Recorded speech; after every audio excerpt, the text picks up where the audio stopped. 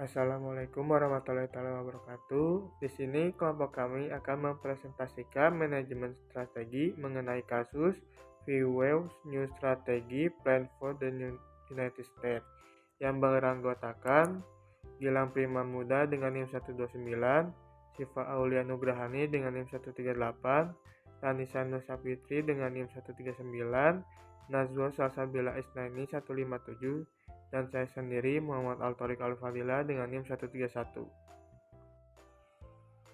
Baik, di sini saya akan menjelaskan pengertian dari strategi bisnis dan multibisnis.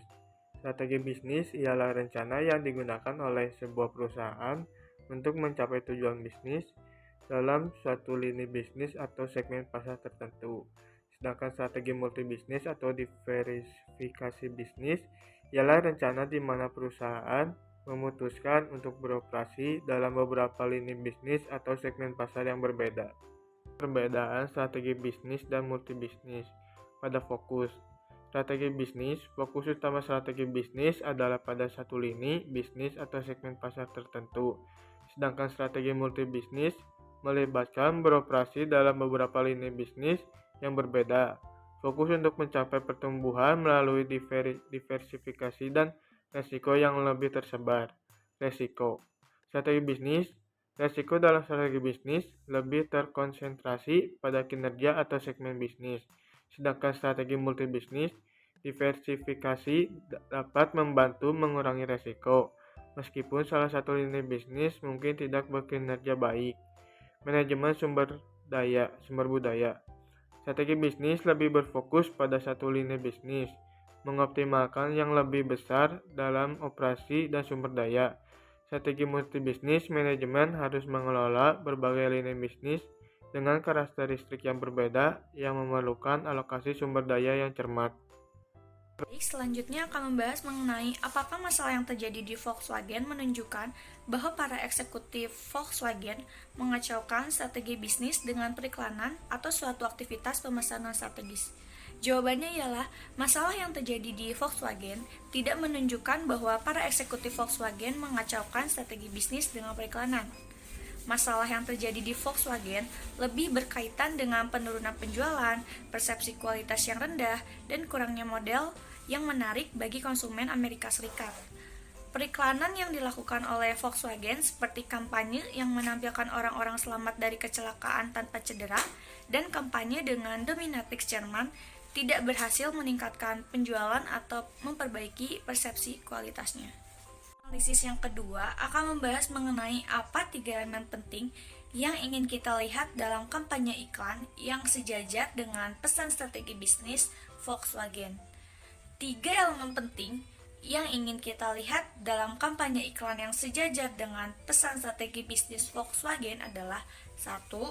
Konsistensi dengan nilai dan identitas merek, yaitu kampanye iklan harus mencerminkan nilai-nilai inti dan identitas merek Volkswagen seperti inovasi, kualitas, dan keandalannya. Iklan harus memperkuat citra Volkswagen sebagai merek mobil Jerman terkenal dengan desain unik dan performa yang baik. 2.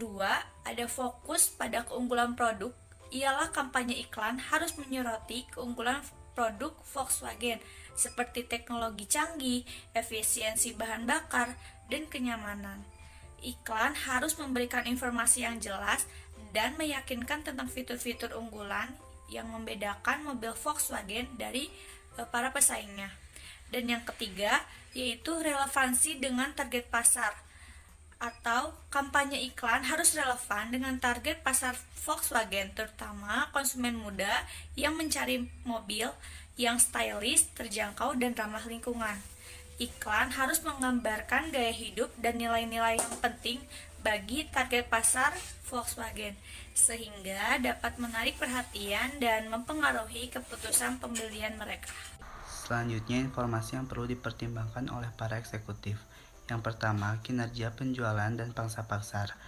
Para eksekutif perlu menganalisis kinerja penjualan Volkswagen di Amerika Serikat dalam beberapa tahun terakhir dan melihat apakah pangsa pasar mereka mengalami peningkatan atau penurunan.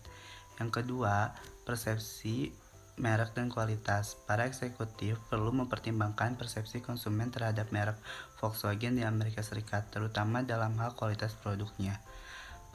Yang ketiga, potensi pertumbuhan pasar. Para eksekutif perlu menganalisis potensi pertumbuhan pasar mobil di Amerika Serikat dan mempertimbangkan tren dan preferensi konsumen, serta faktor-faktor ekonomi dan demografis yang dapat mempengaruhi permintaan mobil di Amerika Serikat. Yang keempat, kompetensi dan strategi pesaing. Para eksekutif perlu mempelajari strategi dan kinerja pesaing, utama di pasar mobil Amerika Serikat, terutama merek-merek yang memiliki pangsa pasar yang kuat. Yang terakhir, potensi keuntungan dan risiko. Para eksekutif perlu menganalisis potensi keuntungan dan risiko yang terkait dengan tetap berada di pasar Amerika Serikatnya. Nah, yang selanjutnya ada penjelasan mengenai kesuksesan Volkswagen di Eropa dan kegagalannya di Amerika Serikat. Yang pertama yaitu perbedaan preferensi konsumen, di mana Volkswagen mungkin lebih cocok dengan preferensi konsumen Eropa yang menghargai desain yang unik, performa yang baik, dan juga kualitas dari Jerman. Sedangkan di sisi lain, preferensi konsumen Amerika Serikat lebih condong ke merek mobil Jepang yang dianggap lebih andal dan memiliki reputasi yang baik dalam hal kualitas.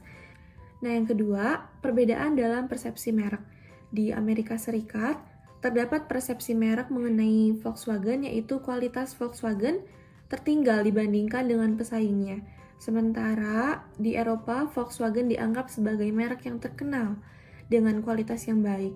Persepsi ini dapat mempengaruhi keputusan pembelian konsumen dan kinerja penjualan Volkswagen di masing-masing pasar. Yang ketiga, adanya strategi pemasaran yang berbeda. Dalam kampanye iklan, penargetan pasar dan pendekatan pemasaran yang dilakukan oleh Volkswagen di Eropa dan juga di Amerika ini memiliki perbedaan. Strategi pemasaran yang dilakukan di Eropa ini lebih sesuai dengan preferensi dan kebutuhan konsumen di Eropa. Maka dapat menjelaskan keberhasilan Volkswagen di Eropa ini lebih berhasil dibanding dengan di Amerika Serikat. Nah, yang keempat yaitu ada kompetisi yang berbeda. Volkswagen memiliki pesaing yang lebih lemah di Eropa sehingga memungkinkan mereka untuk mencapai kesuksesan yang relatif. Sedangkan di sisi lain, di pasar Amerika Serikat, Volkswagen harus bersaing dengan merek-merek yang memiliki pangsa pasar yang kuat dan reputasi yang baik, sehingga membuat persaingan jauh lebih sulit dibandingkan di Eropa. Baik, pertanyaan selanjutnya, apakah kasus ini mengajarkan kita sesuatu tentang perdebatan klasik mengenai gaya versus substansi? Jika iya, bagaimana hal yang kita pelajari dapat diterapkan secara umum dalam merumuskan strategi bisnis? Menurut saya iya, karena kasus ini mengajarkan kita sesuatu tentang perdebatan klasik mengenai gaya versus substansi. Dalam kasus VW, terlihat bahwa meskipun VW memiliki kampanye iklan yang mencolok dan kreatif, tetapi kurangnya substansi dalam hal kualitas produk dan persepsi merek yang buruk telah berdampak negatif pada penjualan dan keberhasilan bisnis mereka di Amerika Serikat. Hal ini mengingatkan kita bahwa dalam merumuskan strategi bisnis, penting untuk tidak hanya fokus pada gaya atau tampilan luar, tetapi juga pada substansi atau kualitas inti produk atau layanan yang ditawarkan. Kampanye iklan yang menarik dan kreatif dapat menarik perhatian konsumen. Tetapi jika produk atau layanan tidak memenuhi harapan atau memiliki reputasi yang buruk, maka strategi tersebut tidak akan berhasil. Dalam merumuskan strategi bisnis, perusahaan perlu memastikan bahwa mereka memiliki produk atau layanan yang berkualitas, relevan dengan kebutuhan dan preferensi konsumen, serta memiliki reputasi yang baik. Gaya atau tampilan luar, termasuk kampanye iklan yang menarik, dapat menjadi alat yang efektif untuk mempromosikan produk atau layanan, tetapi substansi atau kualitas inti harus menjadi prioritas utama juga. Terima kasih.